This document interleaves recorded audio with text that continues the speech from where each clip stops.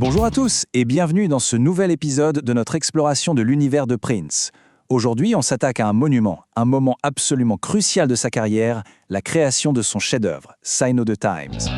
Cette phrase de Bruce Springsteen, elle dit tout, non? Retour à la planche à dessin. Vous imaginez? Même une légende comme le Boss se disait qu'il fallait tout revoir, tout recommencer après avoir écouté ce que faisait Prince. Ça donne une petite idée du niveau où il se situait. À ce moment-là, Prince, ce n'est plus seulement une star, c'est la référence. C'est lui qui dicte la marche à suivre. Alors cette admiration, c'est une pression immense, bien sûr, mais la plus grosse pression, elle venait de l'intérieur. Son plus grand rival, c'était lui-même. Alors voilà ce qu'on va voir ensemble. D'abord, la fin d'une ère, un moment vraiment clé. Ensuite, comment il s'est retrouvé seul en studio. Puis, la naissance de cet album incroyable. On va aussi essayer de comprendre qui était l'homme derrière la musique. Et pour finir, on parlera de la tournée. Une tournée vraiment pas comme les autres. Allez, on commence. Pour vraiment saisir toute la portée de Sign of the Times, il faut d'abord revenir un peu en arrière, sur ce qui s'est terminé juste avant. Et ce quelque chose, c'est The Revolution. Cette phrase de Wendy Melvoin, sa guitariste, elle dit tout. Prince était brisé, profondément puissant et brisé. C'est fou de se dire ça, non? Il sortait du succès planétaire de Purple Rain, il était au sommet de tout, et pourtant, à l'intérieur, il y avait déjà une fissure, quelque chose qui n'allait pas. Mais voilà, ce n'était pas si simple. C'était bien plus complexe que ça. Lisa, la claviériste, elle l'explique très bien. D'un côté, oui, il y avait les caprices, la frustration, les moments difficiles. Et de l'autre, d'un seul coup, il pouvait se retourner, écrire une chanson pour vous, une pure merveille, et tout était pardonné. C'était ça, la relation avec Prince. Un mélange complètement fou d'amour, de colère et d'une admiration sans aucune borne pour son génie. Et la fin du groupe, ça n'a pas été un coup de tête. Non, ça a été une séparation lente, presque insidieuse. Ça commence pendant la tournée Parade en août 86. Il prend ses distances. Puis, le dernier concert au Japon. Et là, le geste qui tue. Il rentre seul, dans un autre avion. Le groupe a compris, bien avant le coup de fil officiel du 17 octobre, qui a tout scellé. Et pourquoi cette rupture? Lisa donne une piste fascinante. Pour elle, The Revolution, c'était un miroir qui lui renvoyait sa propre image, et peut-être tout simplement qu'il n'aimait plus ce qu'il voyait. Il fallait qu'il casse ce miroir pour avancer. Et puis, voilà le moment final, le coup de grâce. Le batteur, Bobby Z, raconte ce coup de téléphone qui a tout terminé. C'est direct, presque chirurgical. Prince lui dit « Sheila veut jouer avec moi, je pense que c'est une bonne idée. » Et Bobby Z qui répond « Je pense aussi. » Fin de la conversation. Comme il le dit, il a mis fin aux choses en homme. Fini. The Revolution, c'est officiellement de l'histoire ancienne. Et pour Prince, ça marque le début d'autre chose. Une liberté nouvelle, oui, mais aussi une profonde solitude. Alors voilà, The Revolution, c'est terminé. Et que fait Prince? Eh bien, il fait ce qu'il a toujours fait quand le monde extérieur devient trop compliqué. Il se réfugie. Il s'enferme dans son sanctuaire, le studio. Et quand on dit seul, c'est seul. Il a littéralement fermé la porte à tout le monde. C'est le début d'une période de création absolument dingue, mais aussi d'un isolement quasi total. Susan Rogers, son ingénieur du son de l'époque, l'explique très bien. Le studio, c'était plus qu'un lieu de travail. C'était le seul endroit au monde où il était lui-même, à 100%. Pas de patron, pas de label, pas de comptes à rendre. Juste la création pure. Et sa façon de travailler était légendaire. C'était un véritable homme-orchestre. Il faut imaginer la scène.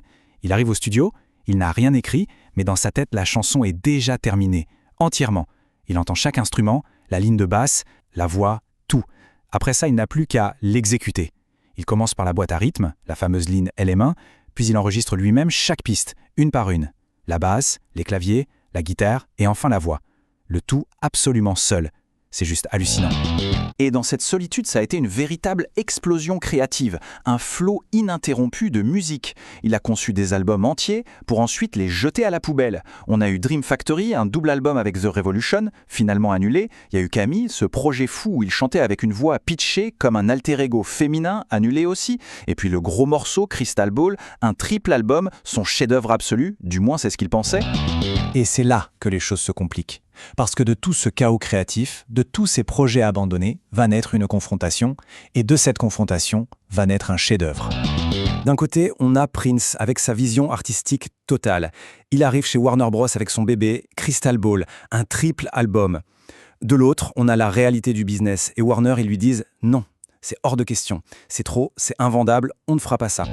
Alors, imaginez la frustration. Prince est forcé de faire un compromis. Il retourne donc dans son coffre-fort, il pioche dans Crystal Ball, il reprend des morceaux de Camille, il enregistre de nouvelles choses, et il assemble le tout. Et ce puzzle, ce compromis, ça devient Sign of the Times, son premier vrai album solo depuis 1982. Prenons le morceau qui donne son nom à l'album. C'est simple, c'est le journal télévisé de 1986 mis en musique. C'est brut, c'est direct. Regardez les sujets. L'épidémie de sida, la violence, la drogue, la peur d'une guerre nucléaire, l'explosion d'un navette Challenger. Il y va sans détour. Et musicalement, c'est très minimaliste, très dépouillé, ce qui rend son message encore plus percutant. C'est la photographie sonore d'un monde en crise.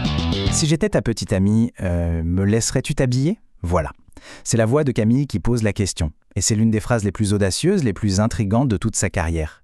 Mais derrière cette question un peu provocante, il y a une exploration bien plus profonde des relations, du genre et de l'intimité. Alors qu'est-ce que ça veut dire ? C'est sa fiancée de l'époque, Susanna Melvoin, qui nous donne la clé de lecture. La chanson, ce n'est pas juste une histoire de fluidité de genre. Ce que Prince dit, en substance, c'est « Je veux atteindre un niveau d'intimité avec toi qui dépasse les barrières traditionnelles entre hommes et femmes. Je veux être aussi proche de toi que peuvent l'être tes meilleurs amis. » C'est une quête de vulnérabilité et de confiance absolue. Ok, on a parlé de la musique, mais cette période de création intense, elle nous en dit aussi beaucoup sur l'homme. Essayons de voir ce qui se cachait derrière le génie. La grande question, c'est ça. Une fois que les synthés s'éteignent, une fois qu'il sort du studio, qui est Prince ? Eh bien, ceux qui l'ont côtoyé à ce moment-là décrivent quelqu'un de complexe. Écoutez ce que dit Peggy Leonard, une autre ingénieure du son. Fascinant à regarder, mais effrayant en tant qu'être humain. Ça résume tout. Son génie était tellement intense, il était tellement imprévisible, que ça en devenait intimidant. Il maintenait tout le monde à distance. Et peut-être que la meilleure illustration de cette complexité, c'est l'histoire d'une chanson qui n'existe plus, ou presque. Une chanson qui s'appelait Wally. Il venait de vivre une rupture, et il enregistre cette ballade au piano, seul. Un morceau d'une honnêteté désarmante. Il y met tout son chagrin. Et là, le truc est fou. Susan Rogers raconte qu'à la fin de la session, il lui demande de faire une seule cassette du morceau. Elle la lui donne. Et lui dit, maintenant, efface la bande master. Il a créé cette chose d'une beauté et d'une vérité incroyables, et il n'a pas supporté de la laisser exister. Il avait peur de sa propre vulnérabilité. Allez, on passe à la suite. L'album est dans les bacs, et maintenant, il faut le défendre sur scène. Et là encore, Prince va faire du Prince. Il va prendre tout le monde à contre-pied. Il faut se souvenir de la tournée Purple Rain. C'était un show de stade gigantesque, millimétré, un pur phénomène pop. Pour Sign of the Times, il fait tout l'inverse. Fini les grands spectacles. On revient à l'essentiel, la musique, le groupe, l'improvisation. C'est une sorte d'anti-tournée.